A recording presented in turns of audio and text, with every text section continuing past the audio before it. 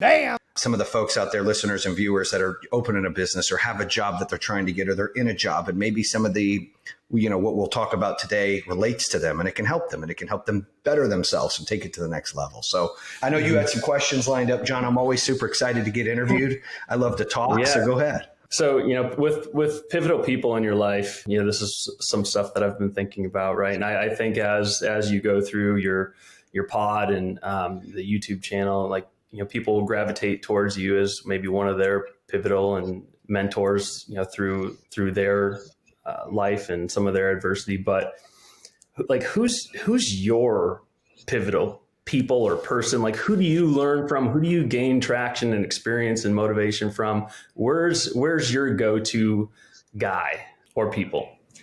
I don't know if I have a go-to guy right now. I mean, I've had people throughout my life, as a young teenager to now. But really, I would say in today's world, I listen to some of the motivational speakers out there. E.T.'s one of my favorites. Grant Cardone is pretty good.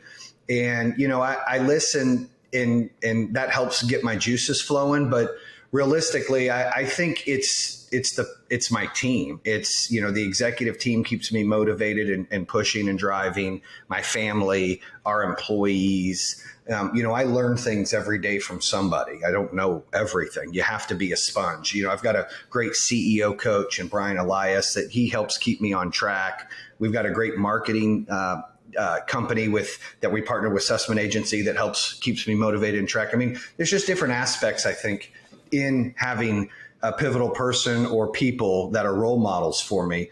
If I had to look, really, Elon Musk. I mean, he's somewhat in our industry. He does batteries. I mean, it's groundbreaking of what he's doing. And, it's motivating. It's exciting. The electric cars coming out. So I think that's another one that I probably look to see, how he's built his business and kept people going. It's exciting. Yeah. So, one of the things I was thinking of too is, with pivotal people, typically there's, some kind of pivotal moment in their career. And I'm sure you've had some. We've talked about some actually. But, I was wondering, like, anything that, stems back, we're kind of going through a pretty pivotal moment right now that has to, we have to overcome some adversity. And I think as a business, you certainly have.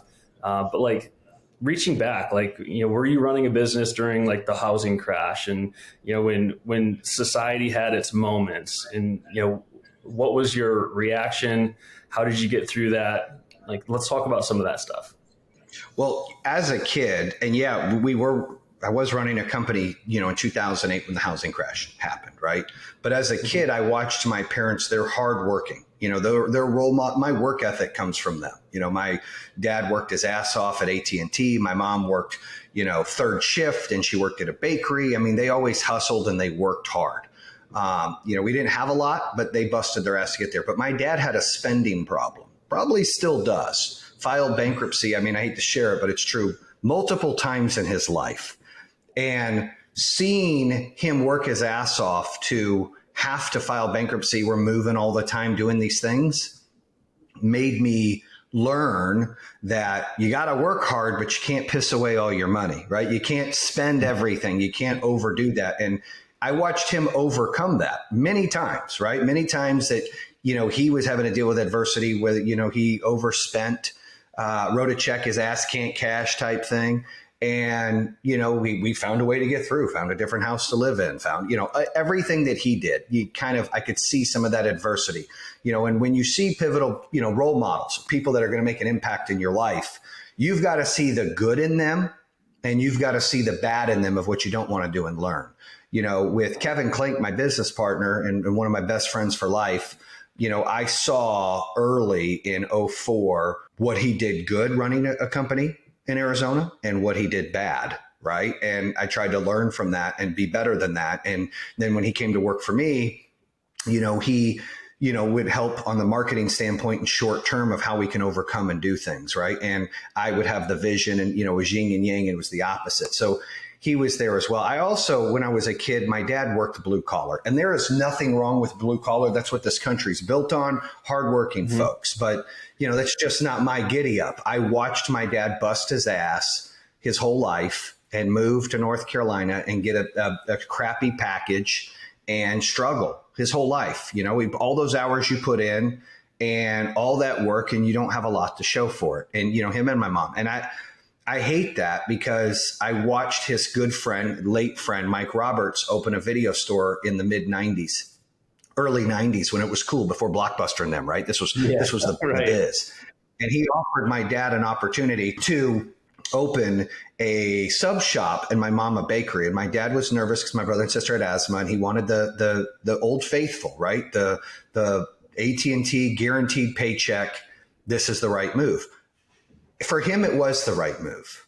But what it showed me in that moment is he had a buddy owned his own company that was just getting bigger. And I was like, wow, it made me say, I don't ever want to be that person. Right.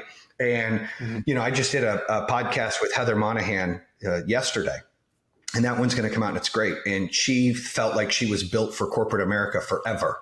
And then when she got fired out of the blue, and she was this high, top lady in radio, she converted over to write a book and motivate people. And now does more, is worth more, helps more people. She's in a better place overall than before. So you do evolve and adapt. I've done some corporate America. When I was at AT&T, I didn't really have any mentors there doing sales. I was there, I was crushing it. And there was nobody really mentoring me there.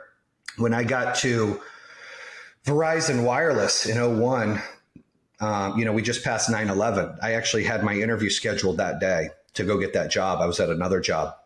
And I remember when 9/11 happened, everyone was freaking out. Everybody knows where they were. And I was actually selling. I was working for a company called Empower, and I was trying to sell data and frame relay. And I was at this gentleman's office who happened to be from the Middle East. I think he was Pakistan. And he sold vacations. And I was in his place when the first tower got hit. And he got it on TV. And he thought some guy got upset with the stock market and just crashed the plane into the thing. When the second one hit, him and me both got nervous and scared, like there's something wrong. And so I was driving home and nervous. Planes were going to come down everywhere. I mean, in that moment, we were like, what is going on? Nobody had enough information. So, yesterday being emotional, thinking about that reminded me of how I missed my interview at Verizon. And I had an interview with a lady there. I don't remember her name, but then my interview changed to Vince Ferranda, who was my manager at Verizon, that I got an interview a couple of days later and I got the job. And thank God I did, because he helped polish me. He was another one of those professional mentors that could work for me. He saw, I believe, raw talent in me. I could sell anything, but I had to be more corporate. I had to sit in boardrooms. I had to be able to offer, data solutions to these big corporations, and he would polish me. He would work with me to be more professional. We'd cut up, and he knew I had the sales skills to be the best, but I needed to be polished. So it was another person that really helped me along the way. So shouts out to Vince for that as well. And then, then it kind of went from that to going in the home security business. And, that's when me and Kevin touched again, and he had a small company, like 12 employees, run out of his bedroom, and we were supposed to be partners and open this company together. He didn't have the money. He decided to get into real estate. I opened up. He shut down. We didn't talk for 4 or 5 years. But when I went out there before we opened the business and saw what he did good and bad, that was inspiring. I saw what he could do and felt like I could do more in a different way, and what he was struggling at where I could help. So us being partners would have been great.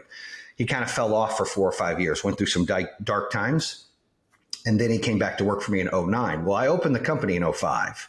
And along that time, I struggled, and I had to learn, and I had to fail to learn. And I had to lean on, failed experience. I didn't really have a mentor in that game. And it was learned by experience and failure. It was nuts. Is there like any moments that stick out to you? So you 05, and we said 05 to 09, but like, any big moments where you're like, man, I really don't know if this is going to work unless I do.